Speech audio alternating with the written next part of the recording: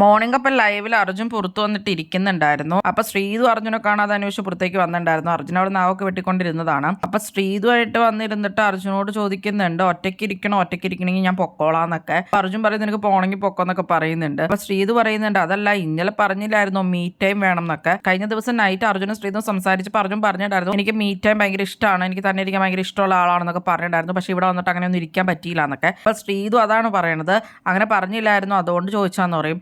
ഇപ്പൊ 2 ദിവസമായിട്ട് me time കൂടുതൽ എടുക്കണേന്നൊക്കെ ആയിട്ട് അർജുൻ പറയുന്നുണ്ട്. നിനക്ക് പോകണമെന്നുണ്ടെങ്കിൽ നീ പൊക്കോ, അതിനിങ്ങനെ മീ ടൈമിന്റെ കാര്യമൊന്നും പറഞ്ഞിട്ട് പോകണ്ടെന്നൊക്കെ ആയിട്ട് അർജുൻ പറയുന്നുണ്ടായിരുന്നു ശ്രീധുവിനോട് കളിയാക്കിയിട്ട്. ശ്രീധു ചുമ്മാ പോകാൻ വേണ്ടിയൊന്നും അല്ലായിരുന്നു, ശ്രീധുവിന് അവിടെ നിൽക്കണമായിരുന്നു. അപ്പൊ ചുമ്മാ ഇതും അങ്ങനെ പറയണയാണ്, അർജുൻ പറയണ എന്നാന്ന് അറിയാൻ വേണ്ടിയിട്ടൊക്കെ. അതിനുശേഷമായിരുന്നു ഇവരുടെ പ്രാക്ടീസ് ഓഡീഷന് വേണ്ടിയുള്ളത്.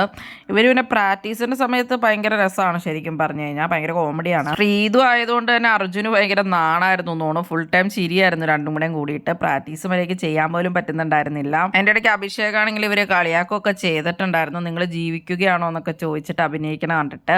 അങ്ങനെ എല്ലാവരും വന്ന് ഇവരെ ഇടയ്ക്ക് ഡിസ്റ്റർബ് ചെയ്യുകയൊക്കെ ചെയ്യുന്നുണ്ടായിരുന്നു. ഒന്നാമത് ഇവര് ലവേഴ്സ് ഒക്കെ ആയിട്ടായിരുന്നല്ലോ ചെയ്യണത്. അല്ലേലും ഒന്ന് ഡാൻസ് പ്രാക്ടീസിന്റെ സമയത്ത് ഇവരിങ്ങനെ തന്നെയായിരുന്നു, ഭയങ്കര കോമഡി ആയിരുന്നു ഇവരുടെ പ്രാക്ടീസ് ഒക്കെ. ഇതൊക്കെ കാണുമ്പോൾ മിക്കവാറും ശ്രീധുവിന്റെ അമ്മ ശ്രീധുവിനെ വീട്ടിൽ ചെല്ലുമ്പോൾ ഓടിക്കാനുള്ള എല്ലാ സാധ്യതയും ഉണ്ട്. സിനിമ ഓഡീഷന് വേണ്ടി അപ്പോൾ ഇവർ ചെയ്ത പെർഫോമൻസ് നിങ്ങൾക്ക് ഇഷ്ടപ്പെട്ടിരുന്നോ?